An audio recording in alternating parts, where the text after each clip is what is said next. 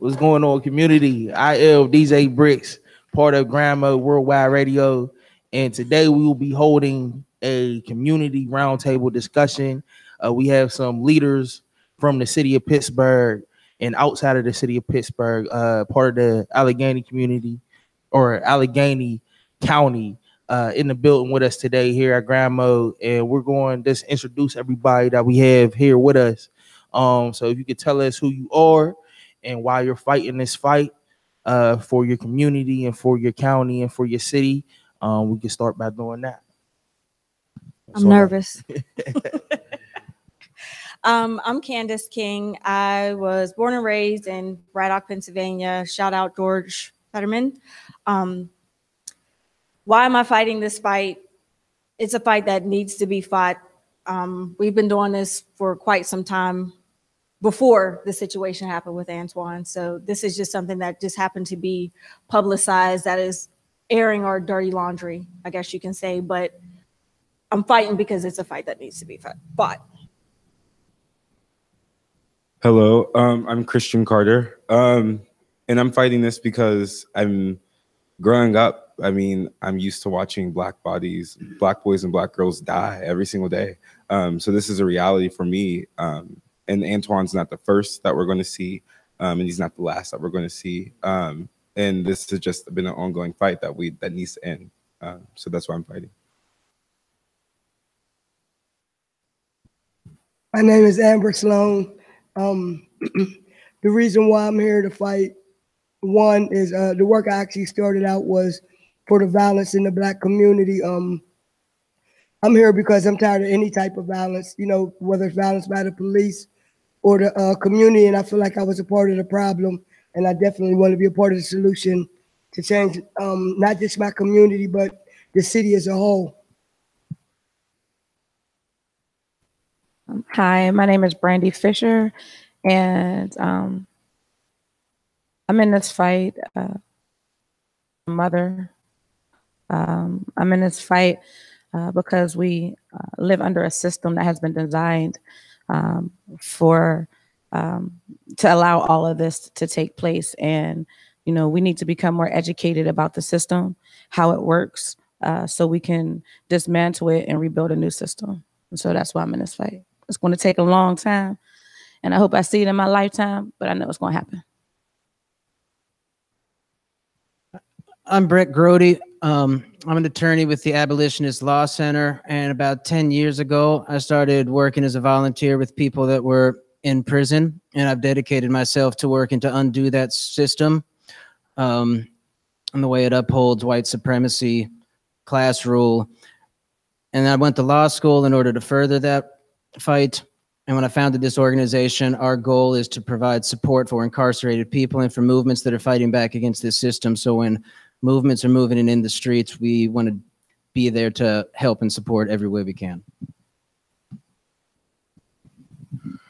My name is Marlon Woods, and I was born right here in 15206. So I consider myself a child of East Liberty.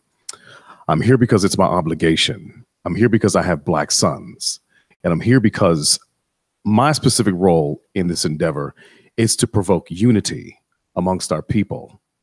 That once we're unified, then we can move forward in political strategy and other endeavors that are effective to see through the fruition or the manifestation of power within our community, to reset the trajectory of Black achievement in this country.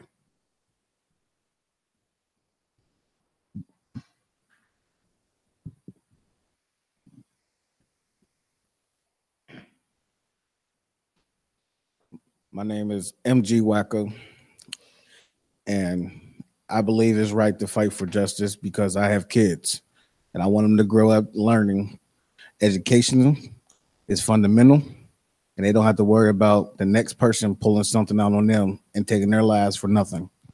So I'm here today to say, put down the guns and let's take over these streets. Hi, my name is Carol Spakes. I'm here because I remember a time when there were white-only signs, white-only bathrooms, white-only fountains. And I'm 62. And things aren't that different today. And I'm here because I want to do whatever I can to make a change, because it shouldn't be two sets of laws, one for us poor folk that includes brown and black, brown, and poor white, and one set of laws for rich people. So yeah, that's why I'm here. Now, everybody that's here today, how many have been impacted or know somebody that's been impacted by police violence? Just by a show of hands. So almost everybody in the room, pretty much everybody in the room. Do you feel that police are protecting us or they're doing otherwise? I think when we look at the system of how the police were created, we know that they weren't created to serve and protect. They were overseers. They were here. It's an institutionalized thing, and it's an interwoven system that has been so well, like, intricate and so well thought out that it's advanced in the past 400 years. Mm-hmm. The police aren't just they protect and serve. They're here for white people. That's at the end of the day, that's what they were made for, and that's who they were created by, and that's who they're for.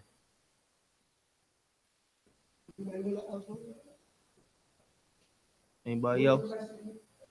Do you feel that the police are protecting us? Absolutely not. I mean, as I told you, my boss was ill today, and I know when I call the ambulance, the police come. We live in Cheswick. They still ride with Confederate flags on their vehicles and in front of their doors. So no, they don't protect. Anybody else? Anybody else like to say anything?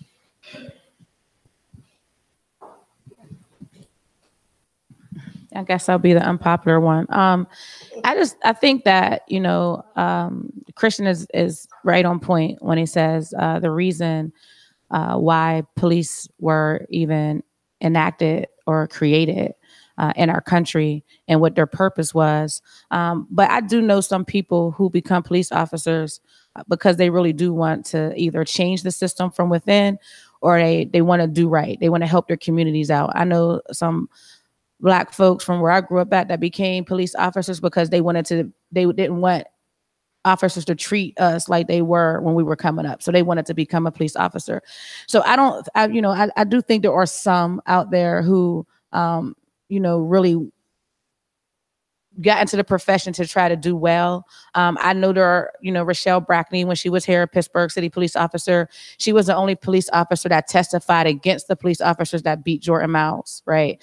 And she's a great person and also a great police officer. And so there are a few, but as a system and as an institution and the laws that are created around policing, it is designed not to protect or to serve. And I think people realize that once they get into that system. And so people encourage, people of color to become police officers so we can have more diverse policing or diverse police officers. But what we're not thinking about is this system of power. And because that's really what it's about. And the system of laws that, these police officers have to enforce that are race-based and biased.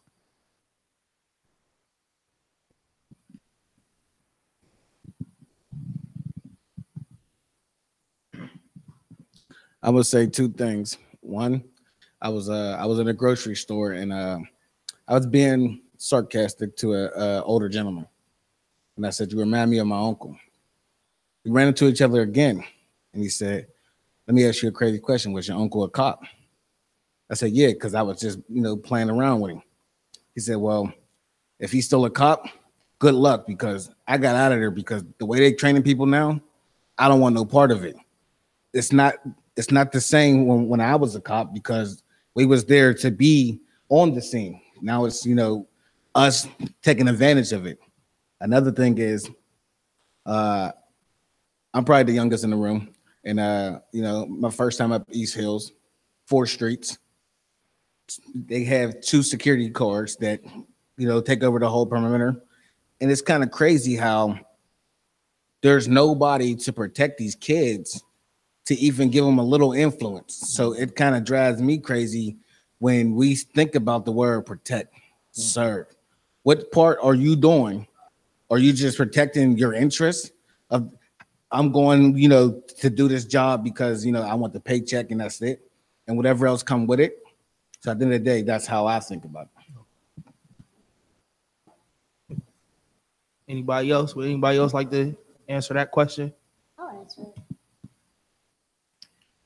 I think when it comes to the question, we have to keep in mind that in every job and in every profession, there's always going to be people who are good employees and people who are bad employees. And unfortunately, we get to see the bad more than the good. So if we're going based on stigmas, for example, how Black males are portrayed in the media, well, the police are portrayed in the media terribly too. So it kind of creates a narrative of who they are, and who they are right now are not protectors to us.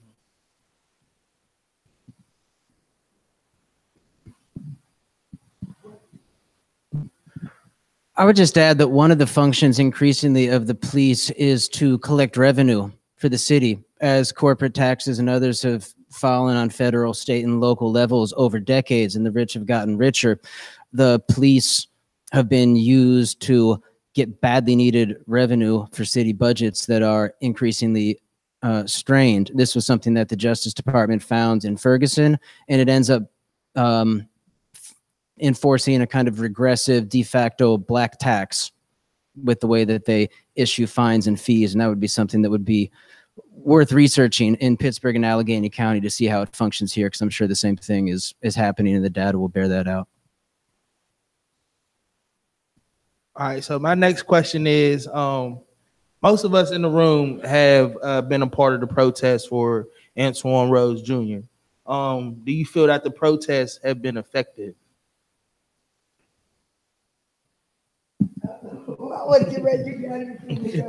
Definitely.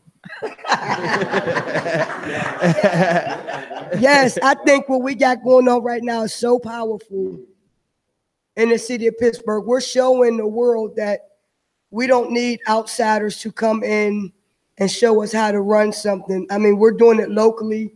These are local different organizers, and we're showing that you can do it and attack the system from the inside and, break it down and build it back up. You know what I mean? So I think it's effective as hell. For me, being a recent high school graduate, definitely seeing like all the youth in Pittsburgh like coming out and like I'm just seeing people who I went to school with like coming out to these marches and talking and having these conversations. And that's what it's all about, because we're going to be the next people who are in government. We're going to be the next people running for government. We're going to be the next people running for these positions and voting in these positions. So it's an impact to see the generations coming together and forming unity. I would like to add to that when we measure effectiveness, you kind of measure it based upon the buzz per se. I was reading an article, and it was a national article, and the storyline was that Pittsburgh protests have sparked change without Al Sharpton. So the fact that, as Amber said, these are all local people, local citizens who care, and they're outraged and is being effective. The fact that nationally is being looked at that way just says a lot. Right, yeah. right. Yeah,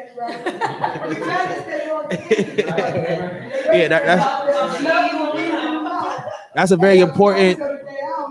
That's a very important thing to mention, that most of the protests in the city has all been peaceful. Nobody's wrecking anything. Nobody's breaking into stores like you've seen in other cities in the past year. So I definitely have to applaud my city for doing that. I want to touch base on, the fact that we can be so peaceful and really actually get a taste of what justice is going to look like. That's like a victory to us, but it's still not satisfying the fact that that young man really lost his life for nothing. Because, someone was sworn in that shouldn't have been sworn in, And the fact that, you know, he took measurements into his own account.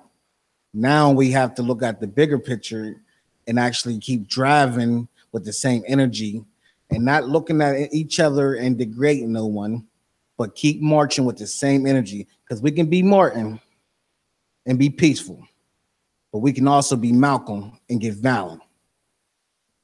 And that's all I got to say. I think that by so many different kinds of people coming out and speaking up, that it showed our local government that you can go ahead and ignore us if you want to. But like he just said, we can be Malcolm or Malcolm. You know, and I think I believe that all of the protests that were done is what made the DA charge this man, and it's what's making the mayor say, well, I'm going to write a letter to get his bond you know what I mean? It's making them make a choice. You know what I mean? Like usually it's just us against them and they win.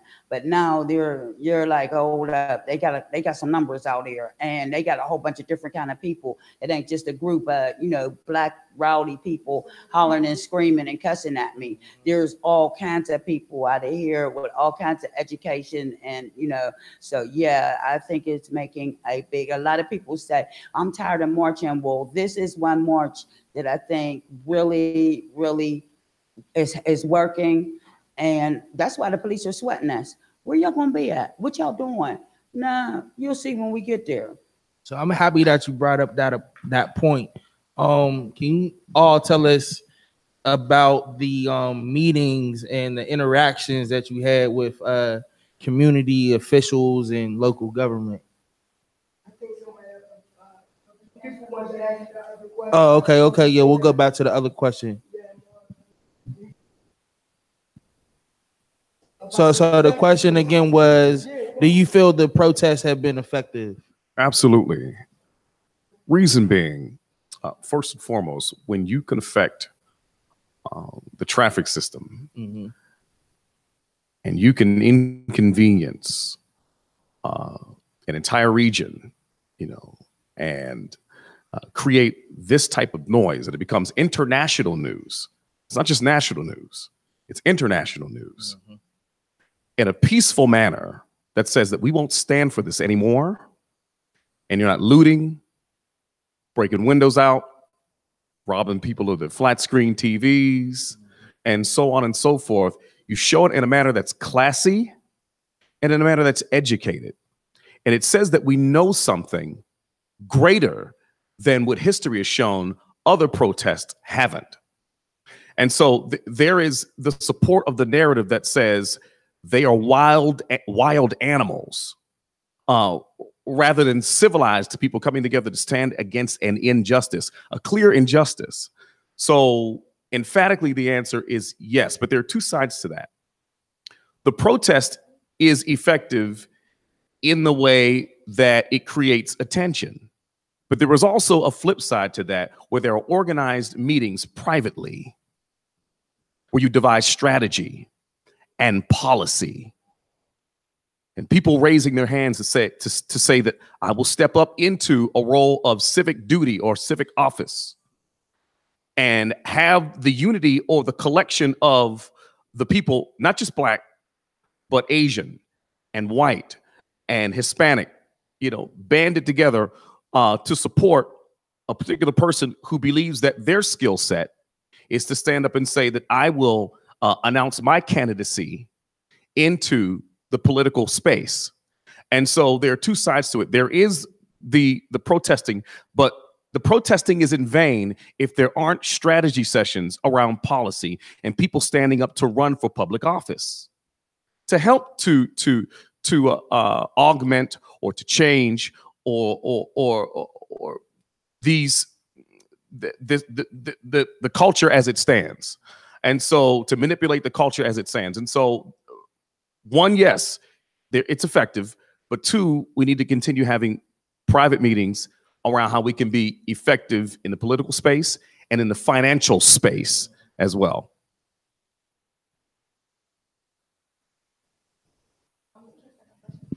So my next question was, can you tell us about the meetings that you had with the community officials and local government in the area? Well, I guess that's why I had the microphone on. Okay, I'm gonna speak to both.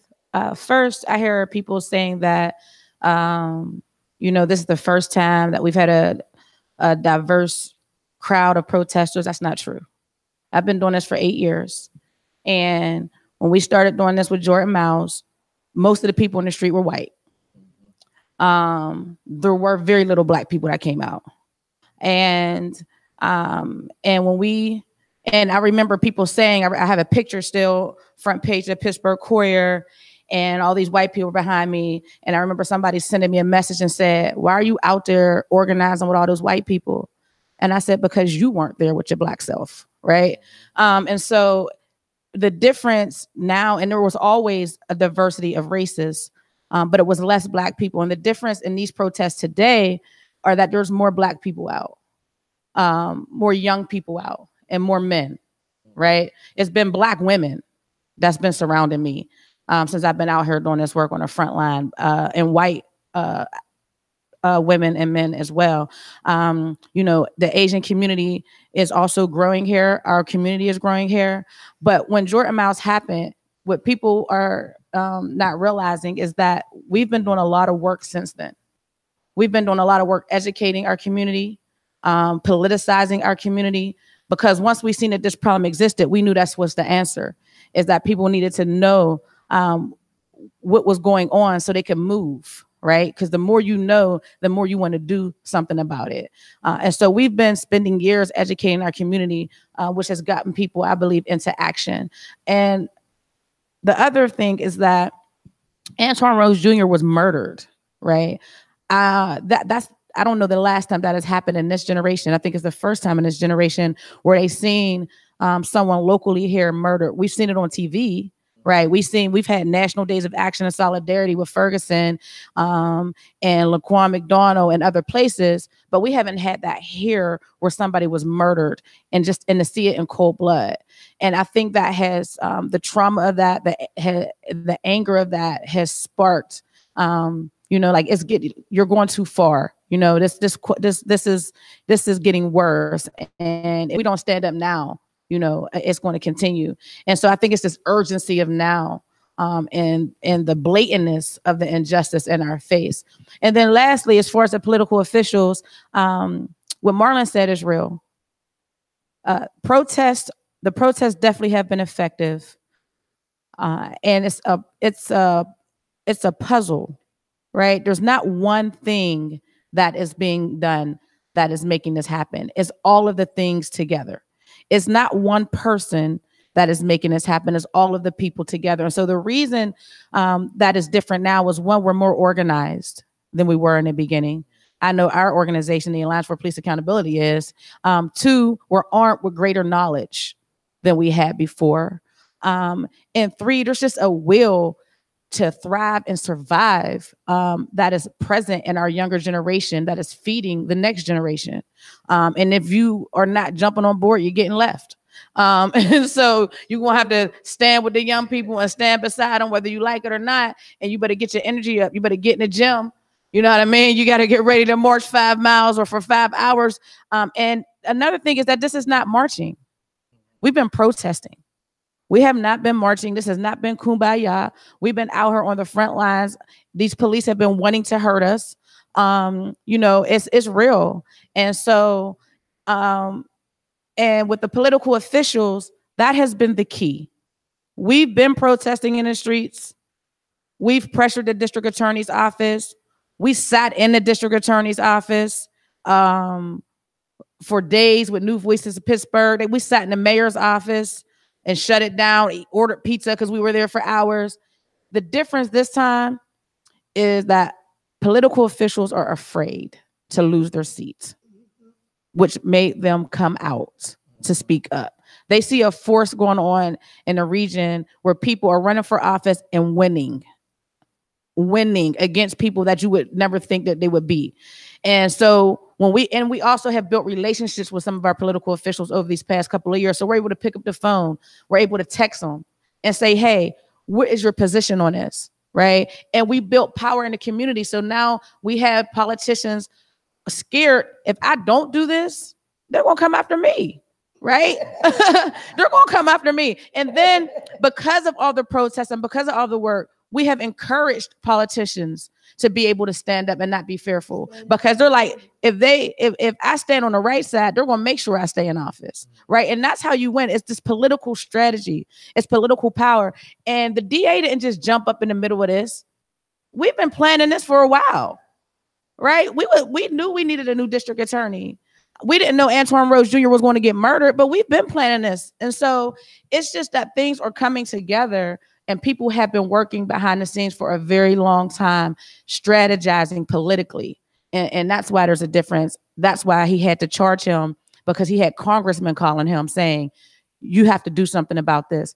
But they still tried to have a grave injustice in the midst of that. We're going to charge him, but he's not going to spend a day in jail.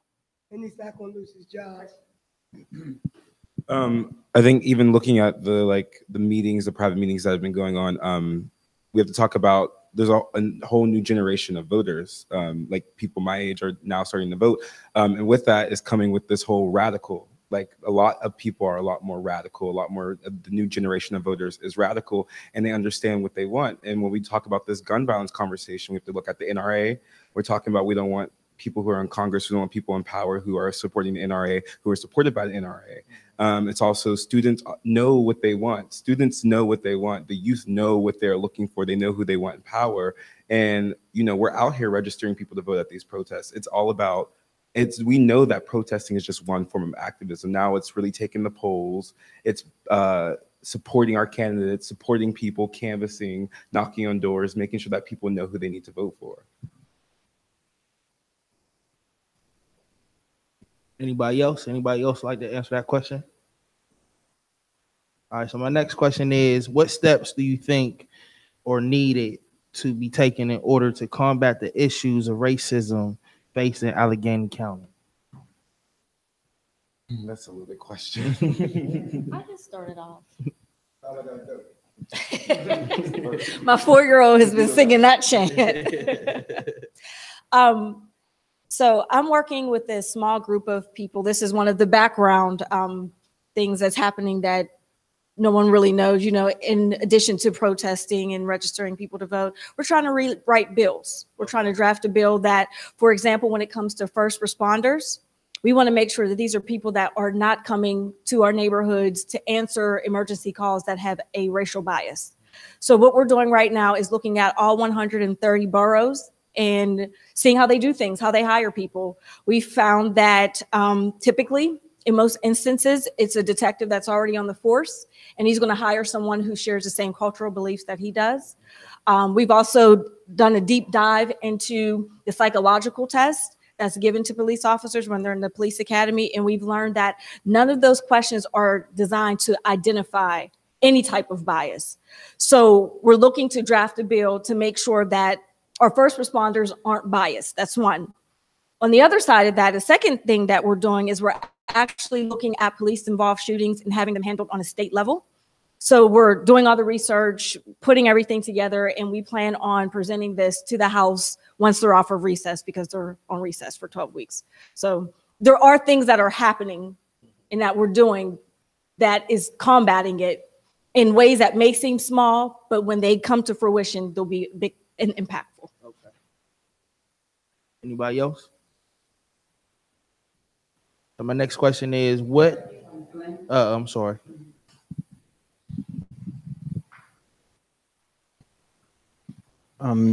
Speaking broadly, we need to identify how much money is going to police, how much money is going to the jails, to the probation officers, everything that the city and county has control over budget-wise, and defund them, shrink their budgets, and redirect that money to economic initiatives and educational initiatives in those communities that are most in need. I just want to say that, racism, whether somebody is racist or not, is really not something we can control or change, right? It's in someone's heart, and you can't change that. So I really don't care if somebody's racist, right? People hate when I say that, but it's the truth. What I do care about is you, and your racism and acting harm on people, right? Or your racism, you because of your racism, you know, you're using your profession to oppress people, whatever that may be. Because there's racist doctors, you don't know that when you go in there that they're racist and they about to cut you open on the table. And so, you know, you can't really change someone from being racist, but we can stop people from capitalizing off of their racism and acting their racism on our communities to harm us. And racism is coupled with power. And I think people running for office and unseating people who are in office is doing something about racism, because you're taking their power away from them. And so they can't use their position to then oppress the people that they're supposed to be governing. And so I think that's a major way that we're disrupting racism, is by taking the power and taking those seats and having people in there that look, feel, and think like us.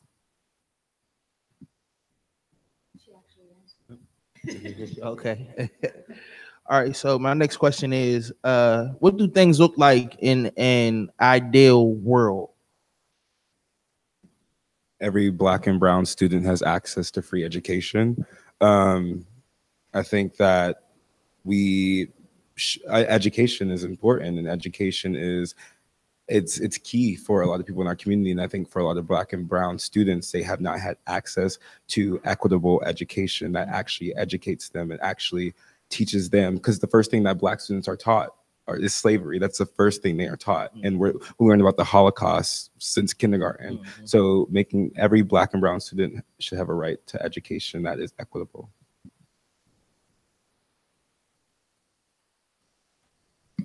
I'd like to see the politicians actually do what we need in our communities. You know, like, we're getting some bikes and bike lanes. I mean, I'm just, you know, I'm sorry. No, but I'm really serious.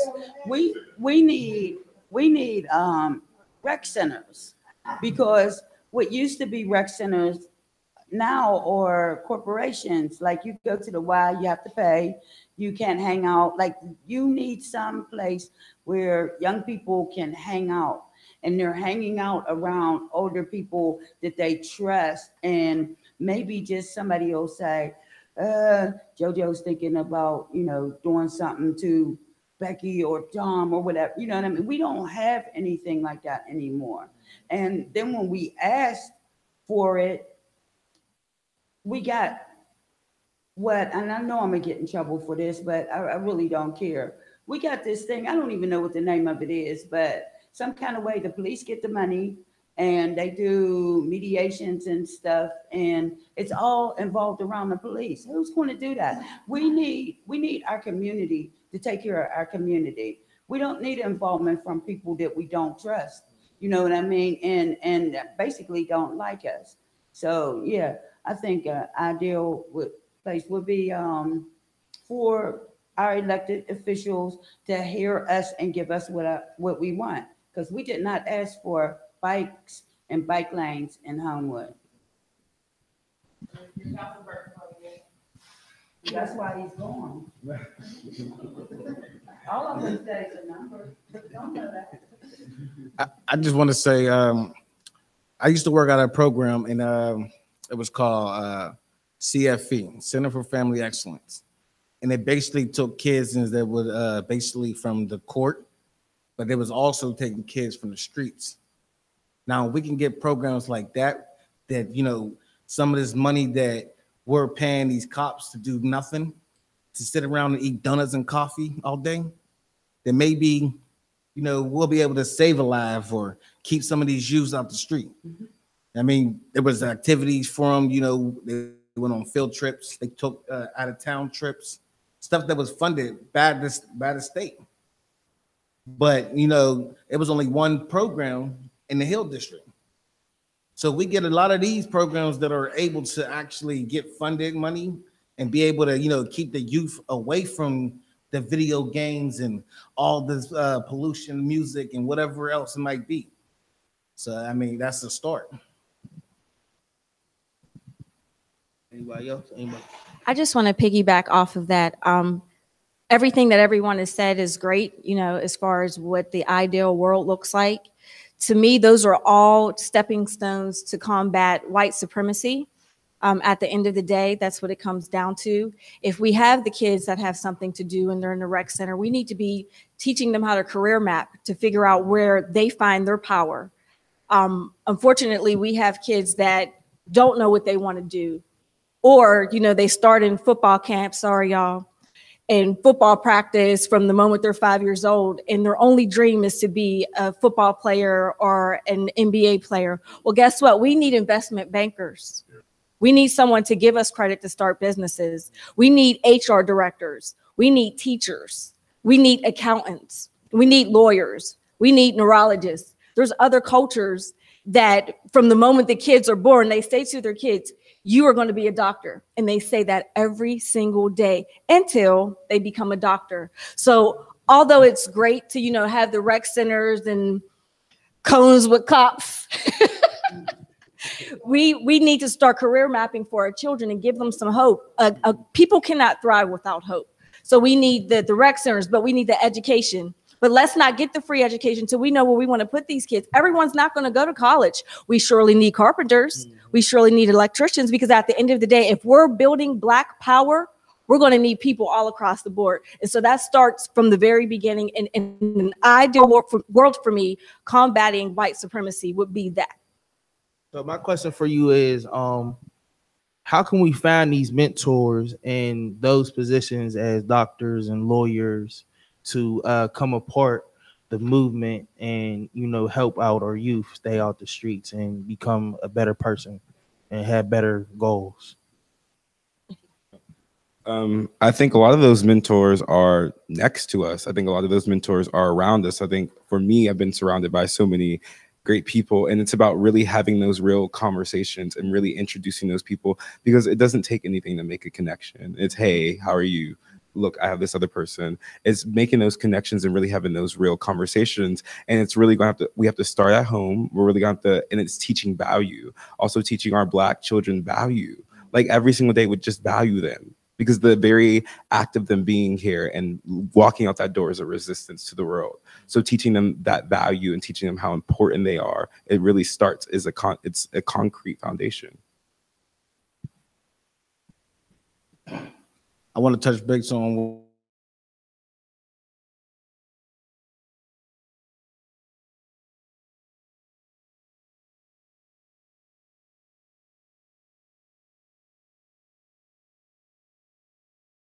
self-discipline, because a lot of us lack that because we want to be hard-headed and do the opposite of what we're told. Now, if a lot of us, instead of touching the stove when we know it's hot and our mom already said it, so there's a lot of things that, when older person tell you something, they're either telling you out of love or because they really care about you. And that's really where it starts. Like, I could say, hey, Christian, I love you. And they don't have to mean nothing.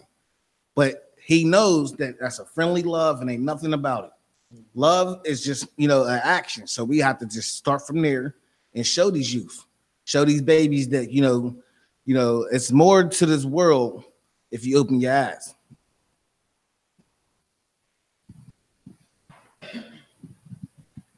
I mean, I do.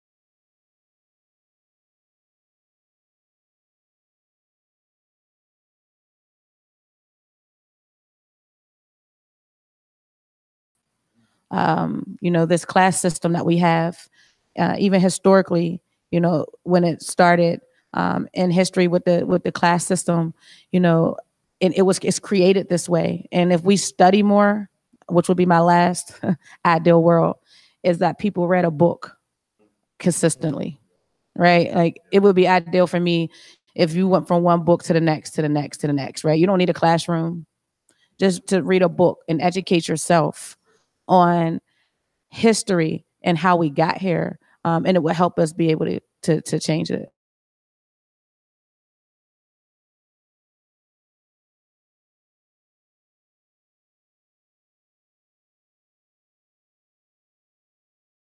Who write and think like us, so that we're reading and we're represented in these stories. You know, if it's nonfiction, fiction, we should be represented in these stories. Black and brown girls and boys should be able to see themselves in these stories. They should be able to see themselves in success. So it's creating that representation too.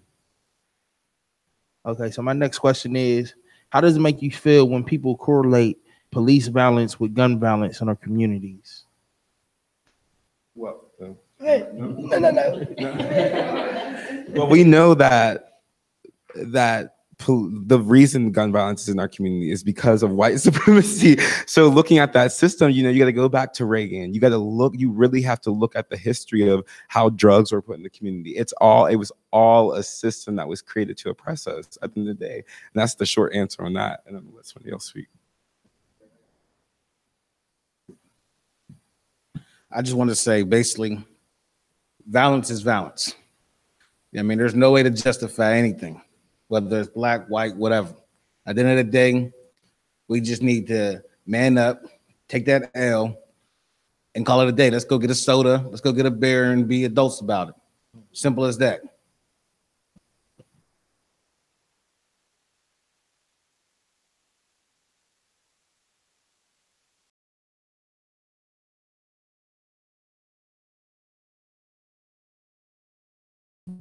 But I don't think that we should compare police killings and community killings. The officers take an oath to protect and serve us. That oath is not being met.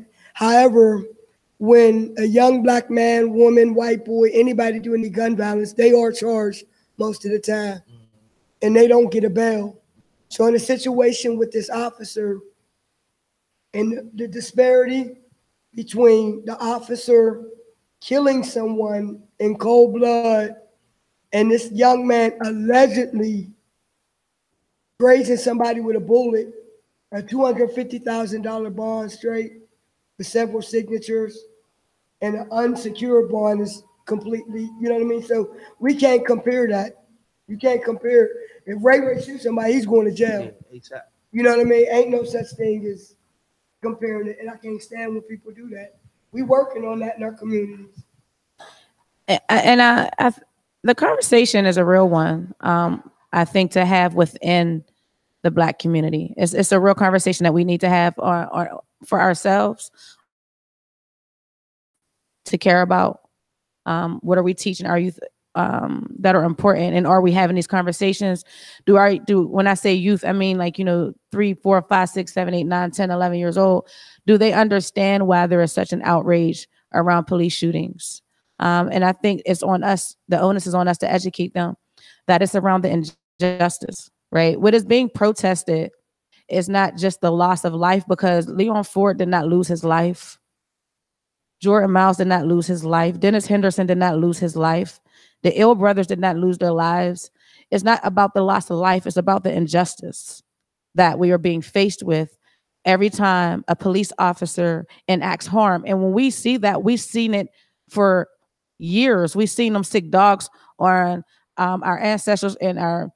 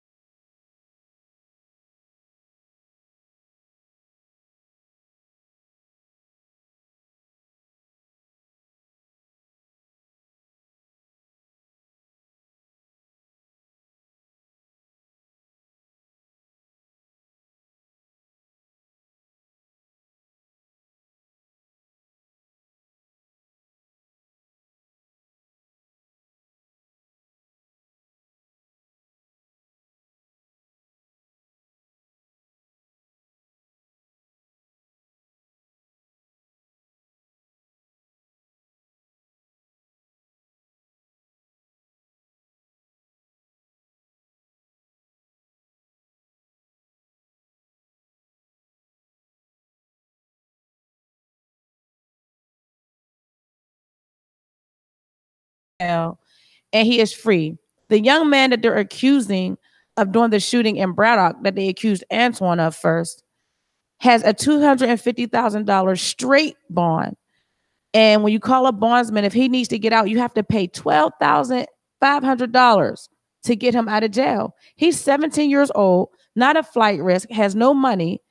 And so we're talking about injustice on top of injustice. So that's why people are protesting.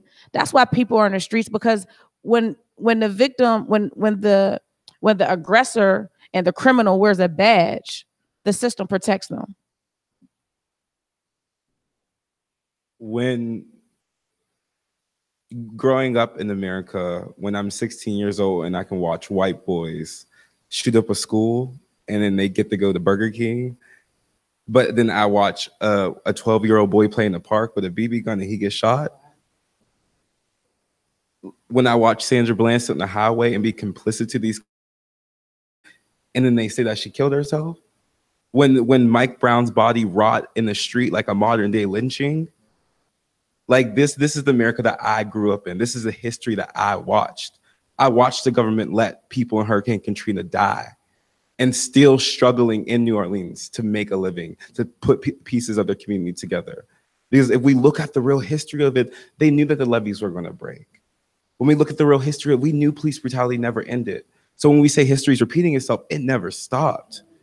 It never stopped. It is still going. It never stopped. I want to also mention that the only correlation that police brutality has with the killings in our community is oppression. In an instance where there's a police officer who's the aggressor, he is the oppressor. When it comes to us and our children and gun violence, that is actually a residual effect of oppression. So it's not the same thing. To some people, it may appear that way because they're playing God and trying to put the value on the life and the structure, but that's not what it is. It's two completely different situations, but it all deals with ultimately being oppressed. Anybody else? No? All right, so my next question is, what roles can anyone play in this fight for freedom and justice?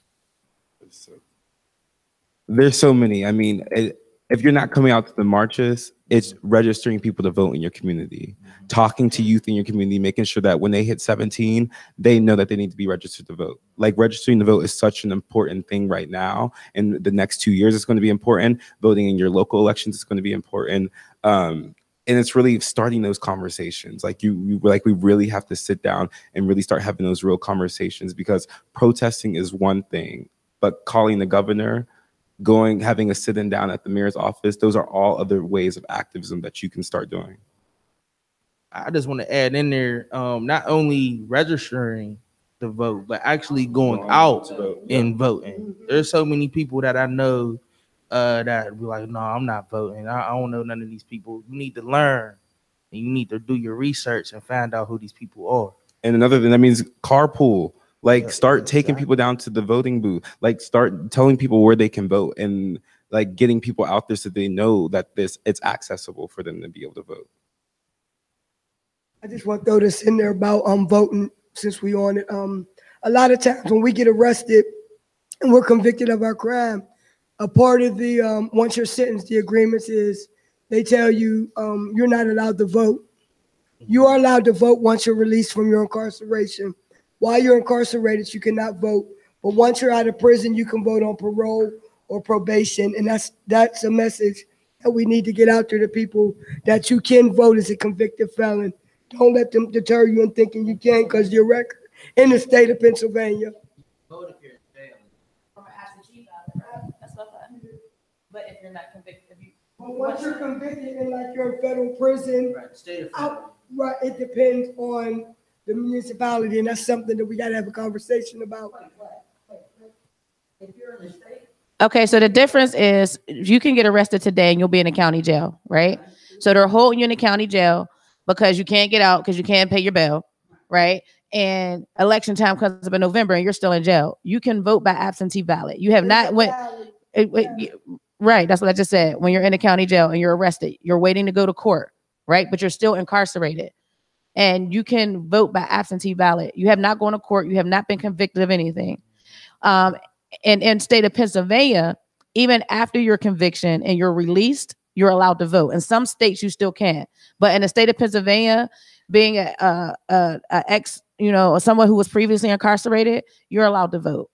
And so but in jail, as long as you haven't been convicted yet, you can still vote. What I wanted to say was that anything that you do, anything that you feel as a gift, as a talent, can be used in the movement.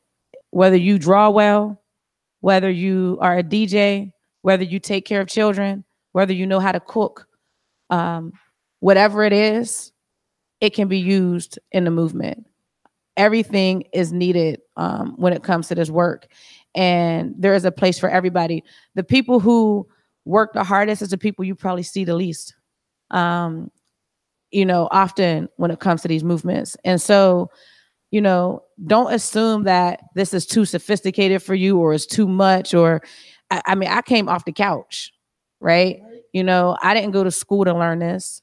I was taught right in the midst of it. And I just want to just say something real quick about social capital. Because people talk about organizations like they're bad, right? And organizations are not. It's about the people who are running them. And what I learned during this protesting time is that organizations are necessary because we need to be organized. And everybody can't be the head person in charge. And we do need people to lead and guide us. And so we got to get out of this crabs in a barrel mentality of not wanting to follow people. I will follow Christian, right? Like they teach me. I talked to Leon Ford this morning. He's the same age as my son. He poured into my soul. I'm 42 years old. He poured into my soul this morning. And so this idea that, one action, Christian can be leading it. The next action, Amber might be leading it, but we're all working together and figuring out who's playing what role, what day, right? Somebody might not be able to be on the front line Monday and Tuesday, but they could be there Wednesday, Thursday, Friday. Who's filling in for the role?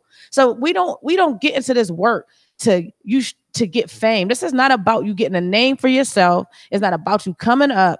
It is about love for our people, love for humanity, and love for justice, right? And love for ourselves. And that's what this work is supposed to be about. And so this whole battle thing, about who's in charge or who's leading this or who's running this or whose organization is doing that should not be the conversation right now. The conversation should be, how is Antoine's mom doing? Is she eating? Is she sleeping? She shouldn't have to cook a meal. Can I make something and take it over her? Or can you take it to her? I don't need to see her. I don't need to talk to her. Does she need her feet done? Right? Like, how is she doing? Is she bathing? Can she even get up today? Right? Are we asking the right questions and are we focused on the right thing? And as Black people particularly, we got to get out of this mentality of how anything can always be a quick come up for us. Right? And start loving people more and caring about what's really happening to our people as a whole. And so, everybody is needed on the front line, on the sideline, on the back line, on the phone, because we can't, it's this whole system. It's going to take all of us. There's no way we're going to change every law. There's no way we need everybody in the game to do this. And everybody has to be able to say, this is my part. And the example I always use, and people have heard me say this, and it's the best way I get people to understand it to me, is that your body is one unit, right? And that's how I see us as a people. Your body is one unit. You got a brain that is functioning and doing most of the work to tell the rest of your body what to do, right? So you need that. God designed us to show us how to organize already. So you need that brain that's doing that function, right? But you also have a hand and you have a foot. They have two different purposes, but you would dare not say, I don't need my hand because it doesn't do what my foot does, right? You need them both. You know what I mean? Because people have different functions. They're all necessary. Because somebody doesn't do what you do, it doesn't mean that they're less intelligent or they're less needed, right? Because my heart is pumping my blood doesn't mean I don't want my toe, because I'm going to be off balance. My toe means a lot. You know what I mean? So my heart's not more important than my toe. I need them both. And that's how we got to look at each other. We have different gifts and talents. Some people are better spokespeople, so they're going to be the ones in front of the camera, right? It's not because they're cute. It's because it's about what is best for us to win. Who is the best person for the job for us to win?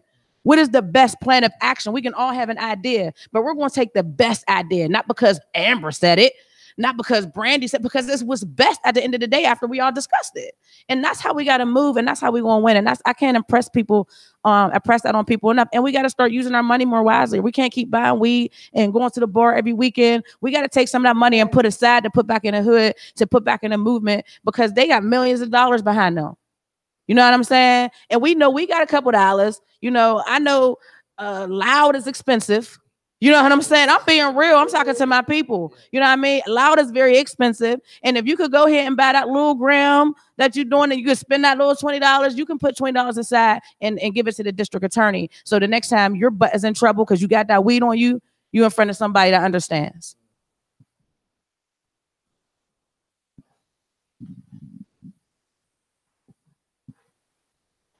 I want to just basically touch on what she was saying. First and foremost, I want to say we do commend everybody that's been bringing water and stuff to the rally, you know, to make sure that, you know, we're hydrated.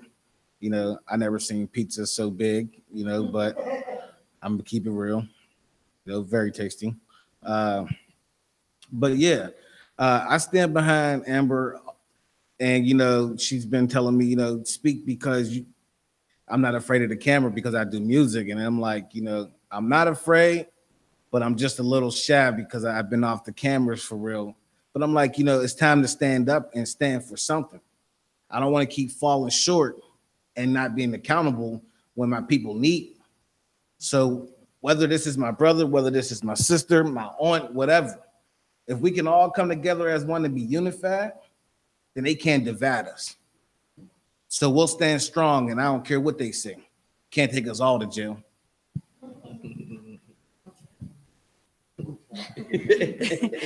I just want to reiterate, when it comes to roles in all of this, we do all have different gifts and talents. And if you don't ask, then you don't know where you fit. Don't be afraid to ask. I've been asking for researchers for 3 days now. And people who don't look like me are volunteering to be researchers. But I know that there are people who look like me who can do some researching.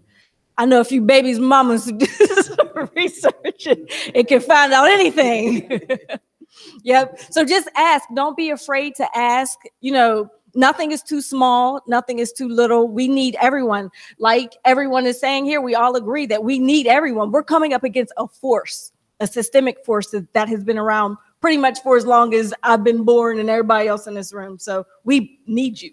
So just ask, please. Thanks.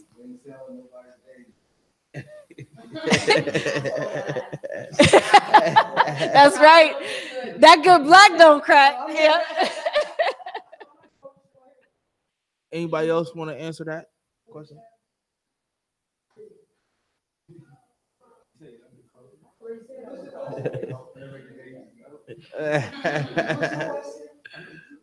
So my next question for everybody is, well, not really a question, but this: give us your keep it real. What's you know what I'm saying? I just did. We need people. Mm-hmm. So stop scrolling. Send some inbox messages. I'm talking to you and you and you. Send some inbox messages. Figure out how you can help. Please and thank you.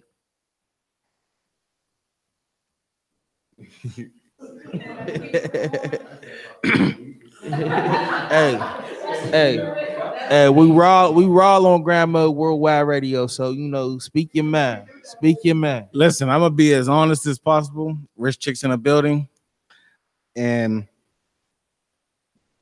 fuck 12. There you go.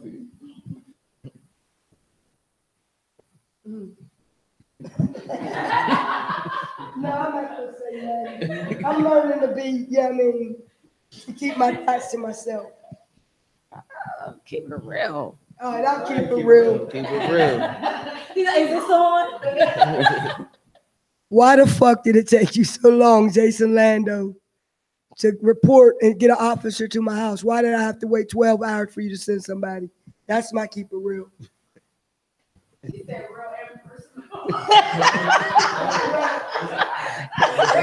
That was an ad. I teach you. Why did I have to put it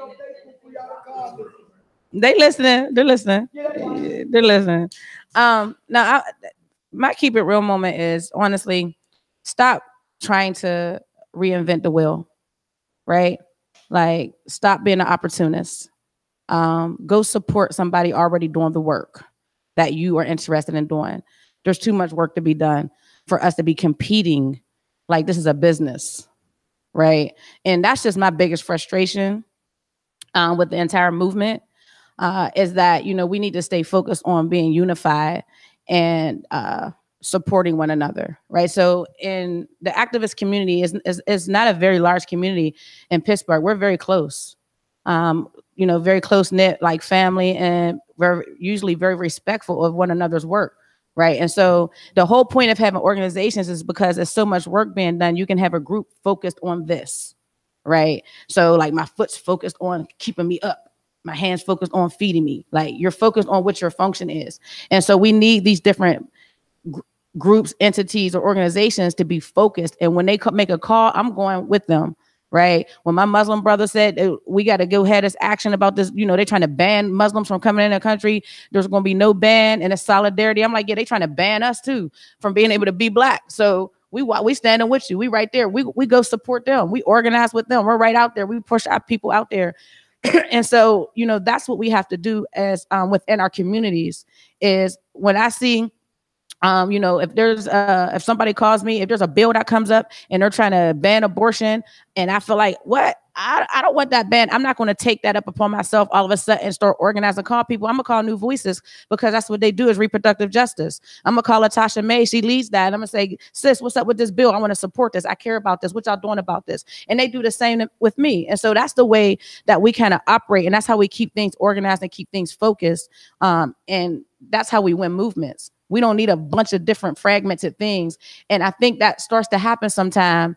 And I think that messes us up. It gets us a little off, and it makes us look disorganized, and it makes us be disorganized. So we have 5 different people asking for 5 different demands from the same people, and then they're able to divide us, right? So then they can work with this group and pacify this group while ignoring this group and not really getting any effective work being done.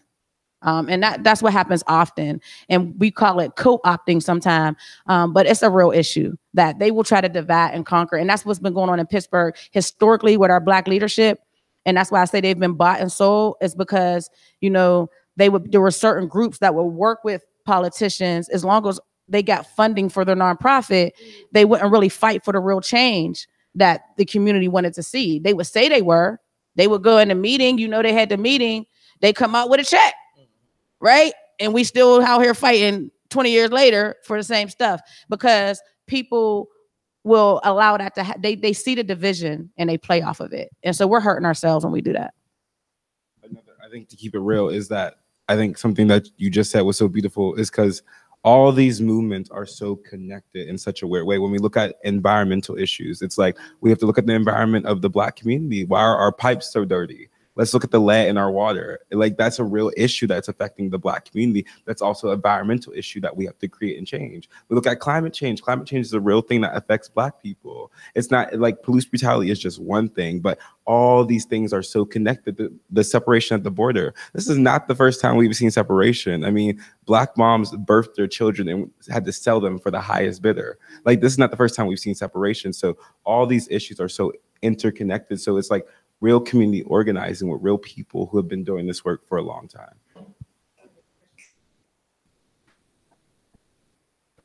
I will say this about this keep it real portion or moment is that I'm proud to see the attempt on unity, even if it's disjointed and dysfunctional. There is still an attempt, and the attempt is creating momentum to which there are more being added to this particular movement.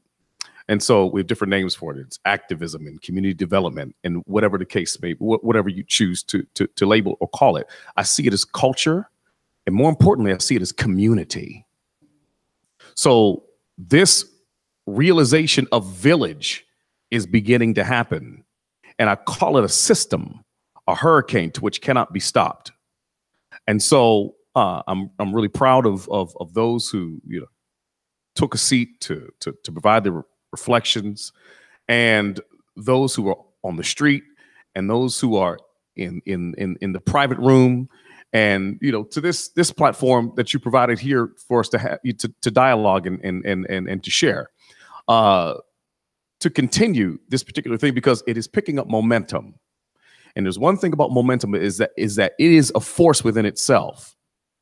And so continue to swell this particular movement, to educate and to populate and to increase what's happening here. It's beautiful to see. And I've never seen anything like this before in this region, because to my sister's point, things have been siloed, segmented, fragmented, divided. There's a leader over here, there's a leader over there. And when there are leaders in multiple different spaces, then you can pick and choose which one you'll support while the other ones suffer. And I don't mean to reiterate a point, but nevertheless, that is the truth, that it needs to be said again, is that when we come together up under one umbrella to see the outcome of one vision, then you can't separate and divide by choosing which silo you choose to fund or you choose to help, the ones that can be bought. And I'm going to ask that those who deem themselves as leaders, those in the corporate community that are Black, and those in the political space that are Black, that are heads of organizations that receive funding from these other entities who oppress, if they would actually stand up, step out, and make their voices heard, known, and provide their own expertise or skill set in this momentum.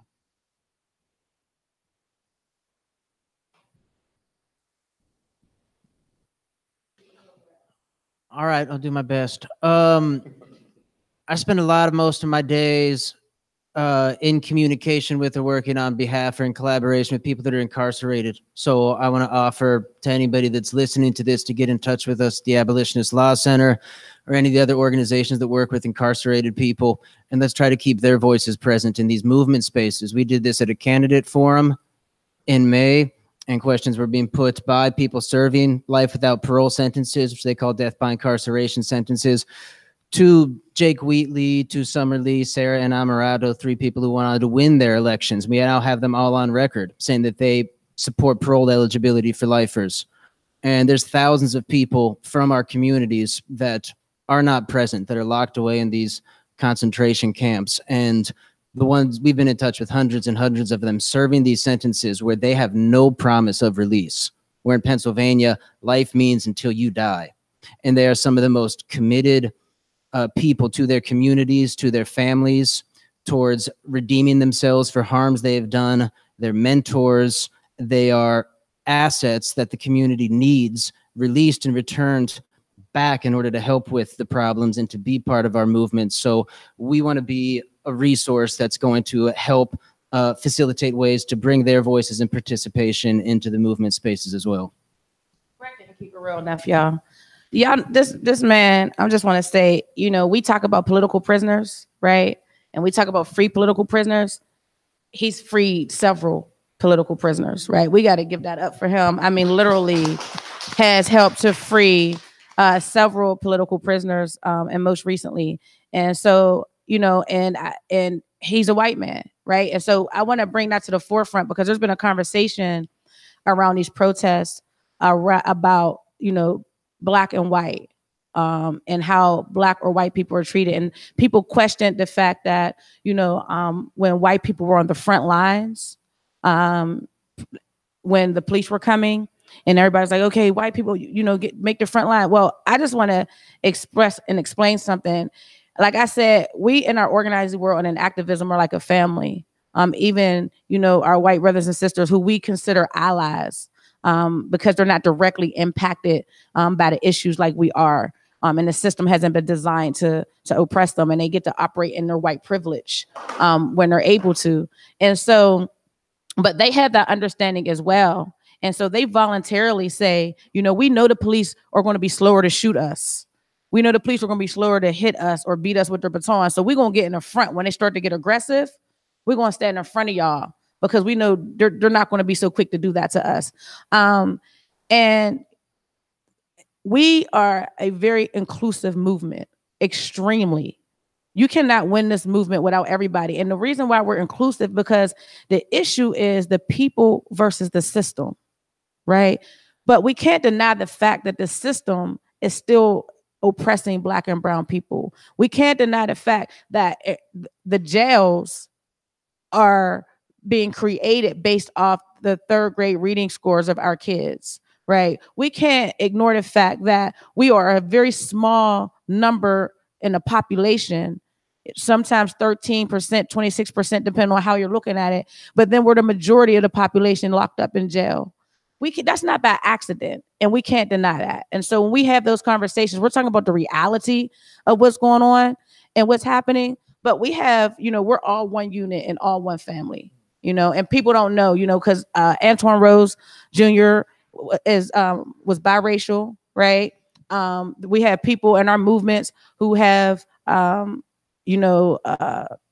white parents, and Brett is right here with us. He's a white man, and there's a bunch of white folks that's with us, and we're all in this together. But when you hear the conversation about that, it's just the way as family that we have chosen to operate, and it's not somebody ruling anybody around or telling somebody what to do or treating any class of people any kind of way, because that's what we're fighting against.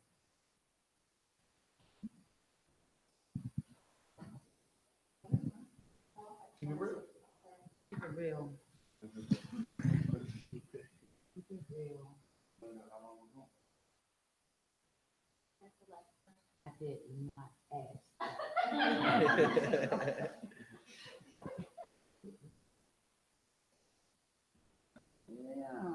I don't know. I really don't have anything. Keep it real. If you don't have I it, have keep something. Okay. I do. We did a march the other day with the bikers. I'm in the biker community. Okay. And when we came up Homewood Avenue and hit Frankstown, I didn't see no drug dudes. I mean, not a one. I didn't see, like it was cleaned out. So I'm thinking we need to sweep your areas with a couple of people and say something to these people, because my son used to hang on the Ave, and I got into it with one of them dudes because he's an older guy. He went to school with my son, and I'm like, I really don't understand how you think it's all right to do this with my son. Like, I really don't see, you know what I mean? So, that altercation didn't end well for him.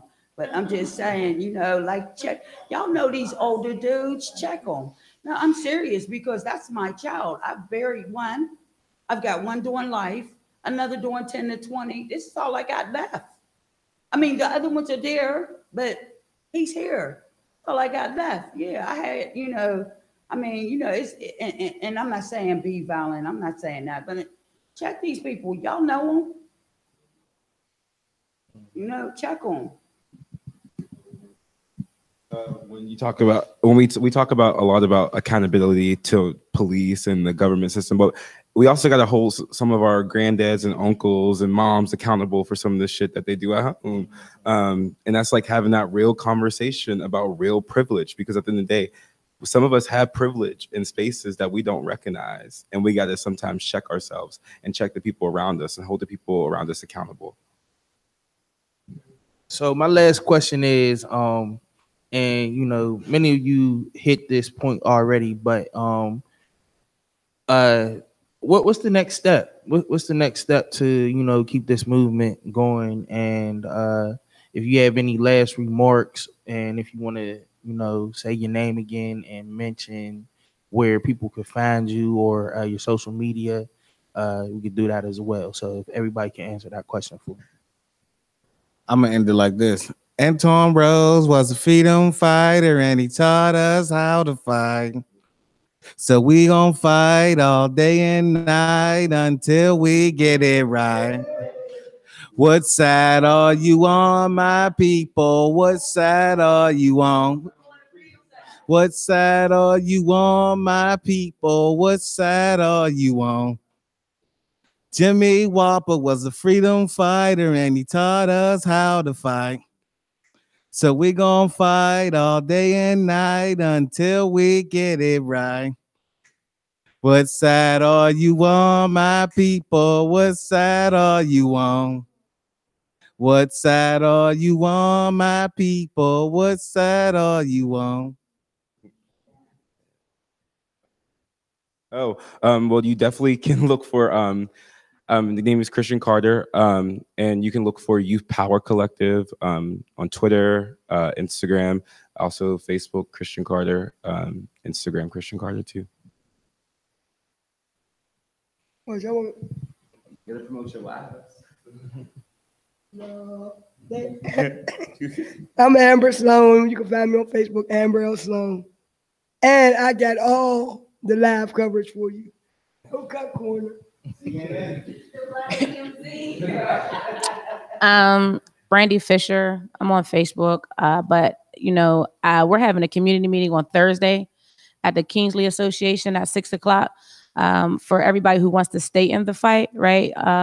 Because this is a long time that we're going to be fighting. It took us 5 years for Leon, 6 for Jordan. And so, if you want to get involved, volunteer, wherever your gift, skills, and talents are, if you come to the Kingsley Center at 6:00, that's how you can join the movement. And that's Thursday. I'm Brett Grody. You can find me on Facebook. Visit our website, www.abolitionistlawcenter.org. And if you want to get involved in the fight to end life without parole, you can get in contact with me or with Carol and join the Coalition Against Death by Incarceration. I'm Marlon Woods, and I will find you. When I need you, I will find you in the space that I need you to function or operate in. Amen, somebody. Amen. All right. Did